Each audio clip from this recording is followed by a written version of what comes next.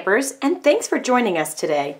Today we're going to be creating this gift box holder. I'm going to call this technique an ice sculpture because that's what it looks like. We have here a clear gift box and it is embossed.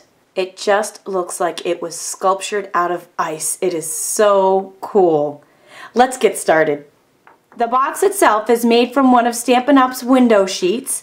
This is the medium window sheet and it's 12 inches long by 5 inches across. And I'll be using the Stampin' Up Bigz XL Fancy Favor die to create the shape. This is the die itself. I'll lay the window sheet right on top of the die. Look, you can see me in the reflection. Hey Stampers!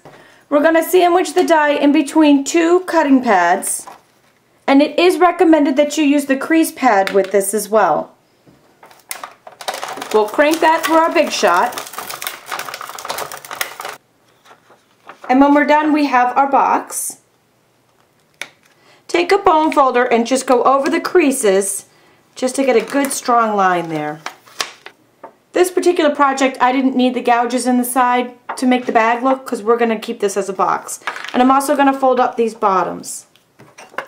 So now I've just reinforced the creases on the four sides and on the bottom panels of our box. I know it's kind of hard to see because it's all clear. The next step uses the Stampin' Up Final Press folder. And this is what the folder looks like. I'm going to lay the box in there. I'm going to leave the bottom out. I don't need the bottom to be impressed. Just the top portion. And we have to do this twice. Once on either side, because the folder isn't long enough to do the entire section at once. So we'll just slide that in between two cutting pads. It goes on tab 1 of our multi-purpose platform that comes with the Big Shot machine. And I'm just going to slide this right into the Big Shot machine so the half that isn't being folded is going right through, and then the rest of it will follow. And just so you can see what that looks like, isn't it so cool?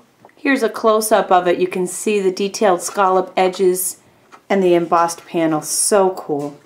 So now I'm just putting the other half in, and there is a tiny little section here, maybe a ½ inch to 1 inch, that isn't going to be embossed, but it'll be on the side and no one will see it. So we'll put that back through the Big Shot on the other side. And now the entire box has got this beautiful raised embossing on it. So very, very cool. And how easy was that? Next, I'll take some of Stampin' Up sticky strip to adhere the box together. This is double-sided, very strong tape, and I'm putting some right on an edge panel. You see that folds right up, and it's going to attach to the other side. So I'm going to peel off the protective backing, and it really doesn't show. Although a trained eye could see this adhesive, most people won't be looking for it. Take that sticky strip and put it right together so we have our box shape. If you look real close, you can see it in there. But no one else will notice that. Unless you tell them that you made this box, they're going to think you bought it. It's that cool. And then I'm just going to fold the bottoms in. There's 4 sections here. I'm going to put a little sticky strip on these to hold them. So you can see in the right light that I've got a little bit of adhesive down there to hold the bottom. And our box is put together. How easy was that? Super simple, very, very cool. Now let's dress it up a little bit. This is the Christmas Punch stamp set from Stampin' Up. And I'll be using a gift for you, Merry Christmas, for our greeting on the box. Over a powder pal tray, we'll take some gold emboss powder and just pour that right over our image. Flick off any extras. Love these trays. Just pour the extra right back into the jar. Take our Stampin' Up Heat Emboss tool.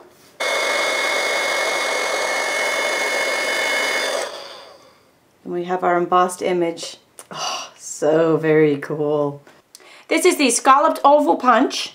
I always punch upside down so I can see exactly where I'm punching. And this punch was made to be punched out with the scalloped oval punch.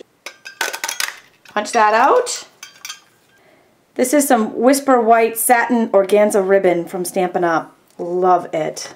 And this is just going to wrap right around the box. So I've cut about 11½ inches of this. And I'll be using just a couple pieces of sticky strip to attach this to the box. I'll put the overlap right in the center where it's going to be hidden by our image. We'll put some Stampin' Up Dimensionals on the back of our greeting.